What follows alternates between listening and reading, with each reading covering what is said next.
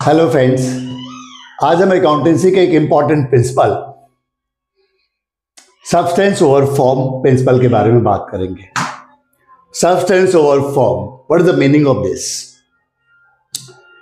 Substance over form principle कहता है, पहले हम इसकी वर्बल डेफिनेशन देखते हैं। It states that at the time of recording transactions substance of the transaction should be given more importance. Substance should be given more importance and legal form may be ignored.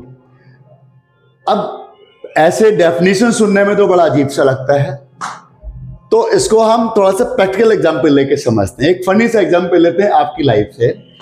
दोस्तों, जिस colony में आप रहते हो वहां पर एक बंदा है, कोई पर्सन है जो देखने में बहुत हेल्दी है, बड़ा मोटा हट्टा कट्टा सा है, ठीक है, लेकिन अगर उसको एक हल्का सा भी धक्का दें तो धुड़ुम गिर पड़ता है, ठीक है, और वो आपका मुकाबला नहीं कर सकता। अब आप मुझे बताइए कि अगर आपको उसके साथ डील करना हो, उससे पंगा लेना हो, तो आपको कोई डरने की जरूरत है कि आप डरोगे? आप कहोगे सर जी उससे क्या डरना, लेकिन वो तो इतना हट्टा कट्टा है देखने में, आप कहोगे तो क्या हुआ, असली में तो रियल में तो उसके पास ताकत नहीं है ना।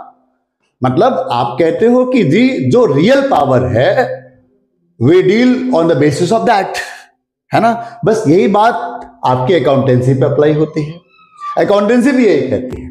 अब इसको अकाउंटिंग के नजरिए से बात करते हैं। देखिए, अगर आप हायर परचेस सिस्टम पे एक कार खरीद के लाते हैं, हम सबको पता होगा, जिनको भी हायर परचेस ट्रांजैक्शन का नेचर मालूम है उनको मालूम होगा कि जब आप हायर परचेस बेसिस पे कोई एसेट खरीदते हैं तो आपको लीगल ओनरशिप तुरंत नहीं मिलती।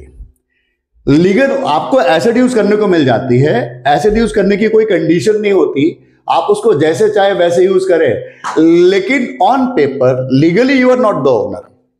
आप उसकी पेमेंट आप ईएमआई किस्तों में देते हो, इंस्टॉलमेंट में देते हो, और जब तक आप सारी किस्तें पे नहीं कर देते, all the installments are not paid, तब तक ओनरशिप लीगली आपके पास नहीं आती। अब आप ध्यान से सोचिए, you are not the legal owner. आप कार लेकर आए, आप दोस्तों के पास गए, और तो भाई घूमने चलते हैं, दोस्तों ने पूछा भाई किसकी कार है, यू विल से सब तेरे भाई की कार है।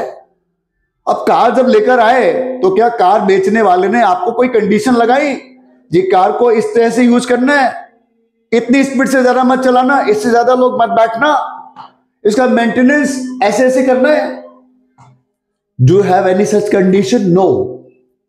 वो बस क्या कह रहा है, वो कह रहा है जी इसकी लीगल ओनरशिप मैं आपके पास नहीं दूंगा, केवल just because of safety of money, ताकि वो कभी भी उसको वापस ले सके। तो यहां पर अगर हम इस ट्रांजैक्शन को देखें तो बेचने वाले की जो इंटेंशन है वो ये है कि वो रियल में आपको एसेट देना चाहता है, बस अपने मनी की सिक्योरिटी की वजह से लीगल ओनरशिप हमें ट्रांसफर नहीं की, ठीक है। तो अब आप यहां देखिए, यहां पर क्या हुआ, रियल में कार किसकी है, लीगली हम ओनर नहीं है, लेकिन रियलिटी में who is the owner, real में हम ही ओनर हैं। इसीलिए ऐसे ट्रांजैक्शन को रिकॉर्ड करने के लिए हमारे अकाउंटिंग एक्सपर्ट्स ने नियम बनाया कि ऐसी कार को आप अपनी कार कह सकते हैं।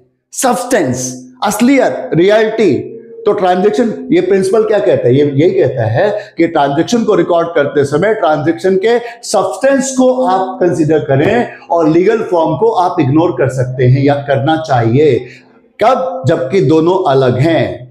So we should give more importance to substance of the transaction and legal form should be ignored. ठीक है फ्रेंड्स, तो मुझे लगता है इन दो एग्जाम्पल के थ्रू आपको बात समझ में आ गई होगी। उम्मीद है आप इसको लिख पाएंगे, इसको अप्लाई कर पाएंगे। Thanks for watching this video, और अगेन कहना चाहूंगा लाइक एंड शेयर जरूर करें और चैनल को सब्सक्राइब करवाएं, जिससे कि और भी दोस्तों को फायदा हो। ठीक है, thanks for watching this video, thank you.